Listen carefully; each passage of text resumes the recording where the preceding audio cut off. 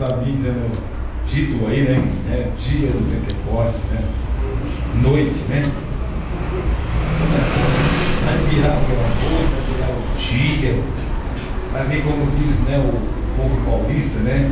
Aí para preparar as carriolas para carregar o povo, falando em língua, dando glória a Deus, né?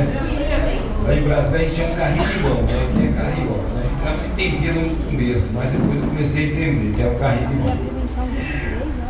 Livro de Atos, capítulo 2.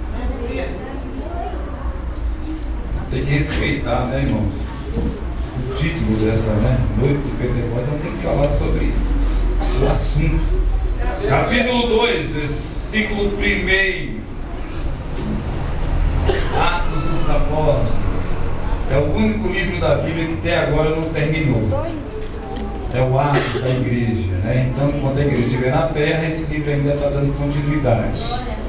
É o único livro que ainda não terminou. Começou com a igreja primitiva e até hoje, até a volta de Cristo. Todos acharam? Diga amém. Amém. Tomara que não venha um bêbado lá, né? Zoar igual naquela outra vez, né? Vou cair daqui, beber aqui, olha, barulho é esse, eu quero. Vai fechar as portas. Aleluia. Foi uma bênção, não é, naquele dia? Graças a Deus. Vou terminar mais cedo. Amém. Atos capítulo 2, versículo 1, vamos estar lendo. Graças ao Senhor. Assim diz o texto bíblico desta noite.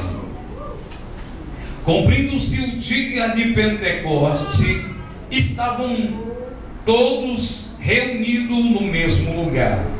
De repente veio do céu um som como de um vento impetuoso e encheu toda a casa que estavam assentados. E foram vistos por eles línguas repartidas como que de fogo, as quais pousavam sobre cada um deles. Todos foram cheios do Espírito Santo e começaram a falar em outras línguas, conforme o Espírito Santo o concedia que falasse. Em Jerusalém estavam os habitantes de judeus e varões religiosos de toda a nação que estão debaixo do céu. Correndo-se aquela voz, ajuntou-se uma multidão e estava confuso, porque cada um ouvia falar nas suas próprias línguas. Todos pasmados se maravilhavam e dizendo uns aos outros: por que não são galileus todos estes homens que estão falando? Como pois ouvimos cada um na nossas próprias línguas em que somos nascidos?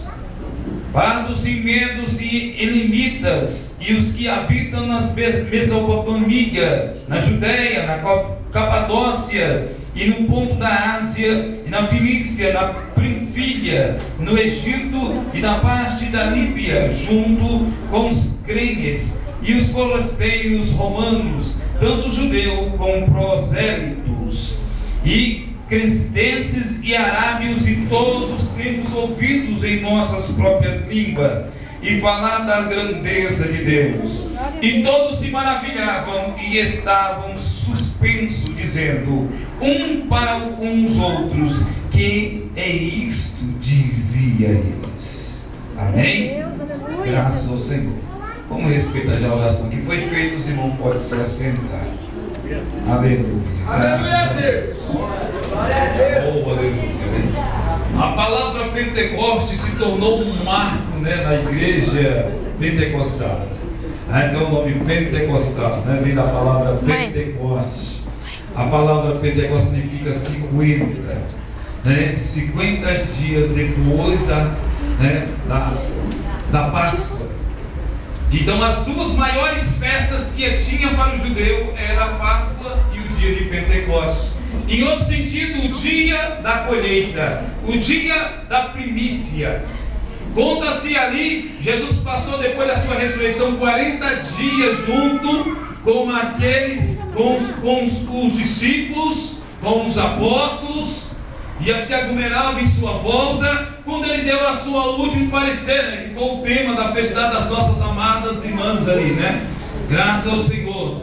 E ele disse: Senhor, antes de ir se despedir, eu comparo os 3 anos e meio de Cristo na face da terra como preparando uma igreja dinâmica, a faculdade, o estágio que o Senhor, a qual ele era o próprio professor, ensinava, instruía uma igreja que ia dar continuidade no seu trabalho na terra, que era o crescimento e a propagação do Evangelho.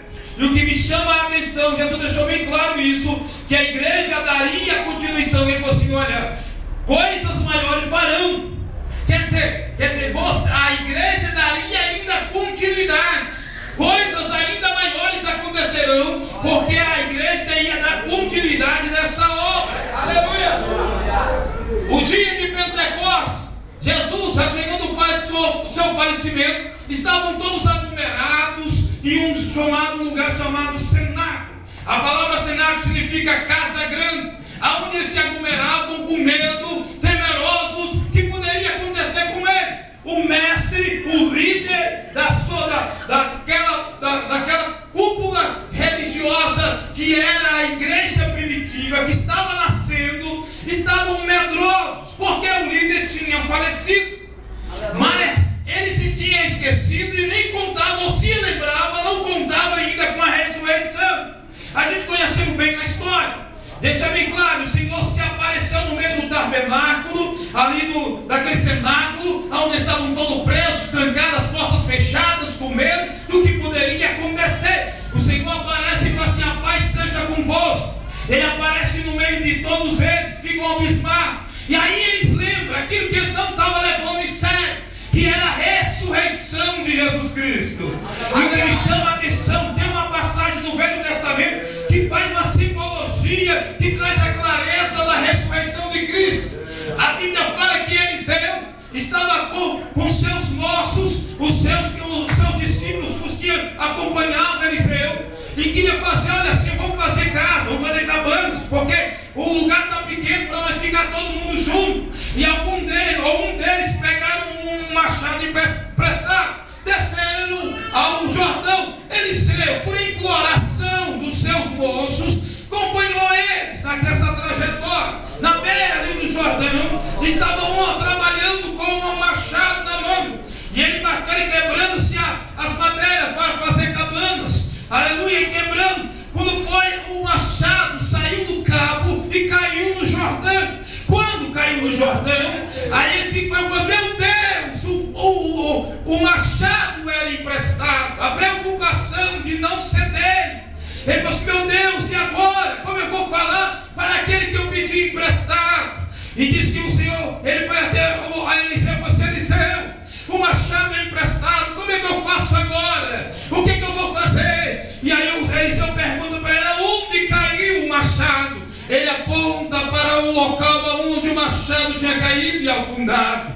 Eliseu pega um pedaço de um graveto, de uma madeira, e ele joga no local aonde estava, onde o machado afundou. Quando ele joga a madeira, nitidamente o machado flutua. Aleluia! Coisa impossível, algo que é pesado flutuar. Até a madeira, se tiver um pouco louca, ela flutua, mas o machado não tem como flutuar.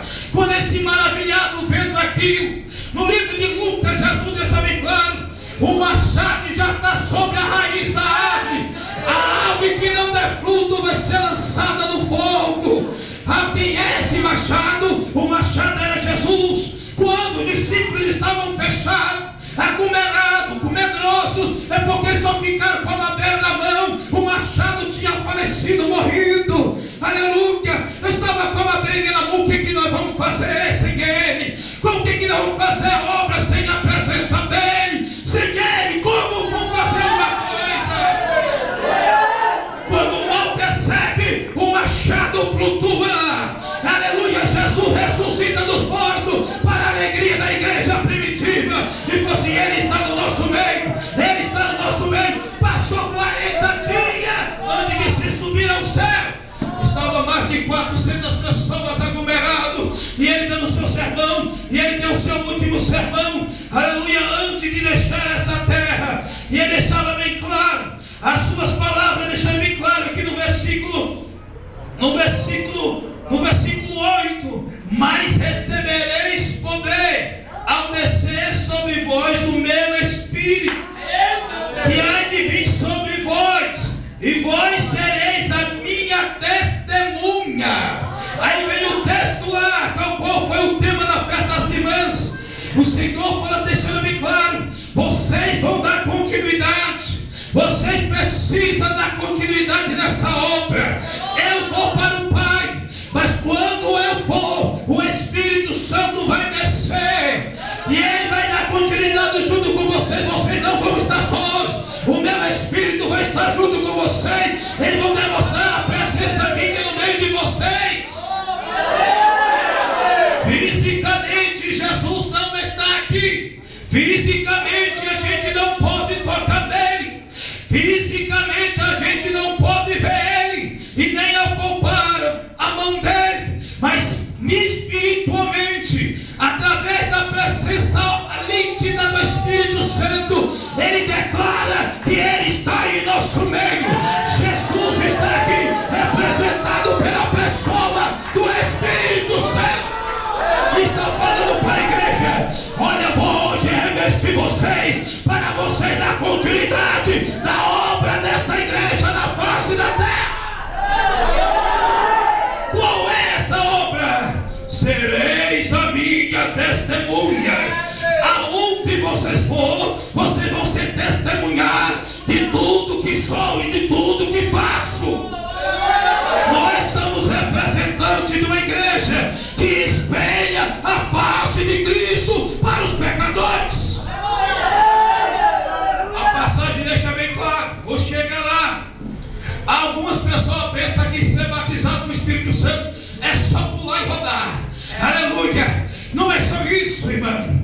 É pular e rodar. A identificação é essa: eu estou cheio. Aleluia, eu vou. Não. A identificação de um crente cheio é o que aconteceu no capítulo 2 de Atos dos Apóstolos.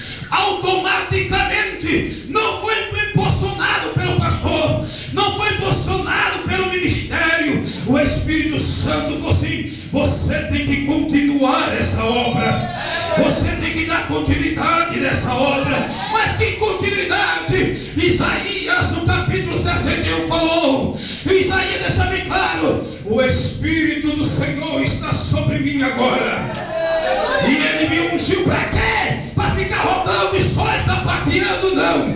Ele me ungiu e me preparou para me quebrar as cadeias dos que estão presos, para trazer liberdade aos que estão cativos. Aleluia, para anunciar o ano aceitável do Senhor.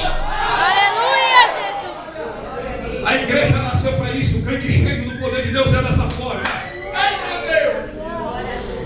Uma coisa me chama a atenção: um crente que ama a Jesus, que ama, é uma coisa tremenda. Já viu uma pessoa quando ama? Você já viu uma pessoa quando ama, irmão?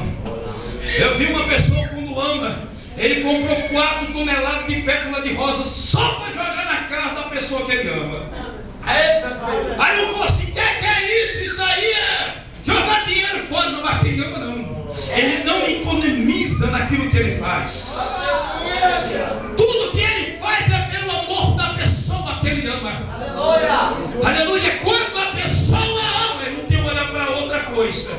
Quando o crente começar a olhar para o mundo, olhar para as buscas do mundo, quando o crente começar a olhar para a vaidade do mundo, para as coisas que estão no mundo, é porque o amor está se acabando.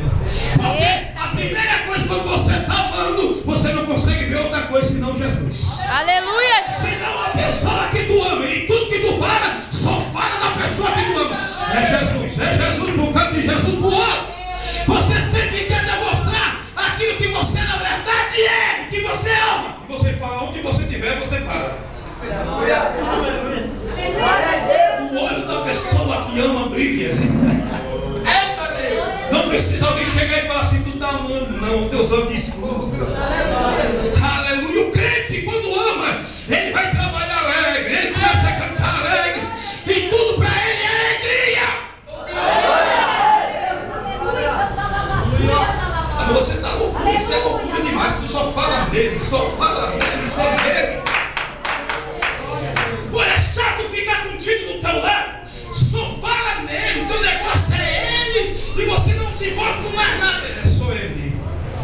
Meu negócio é com ele. Aleluia, Deus. No coração da pessoa que ama, não precisa falar assim, seja fiel, não. A fidelidade anda com ele. Enquanto ele ama, a fidelidade está andando com ele. Aleluia! Já reparou? A vida conjugal. Você olha para um para ver o outro. Automaticamente, se você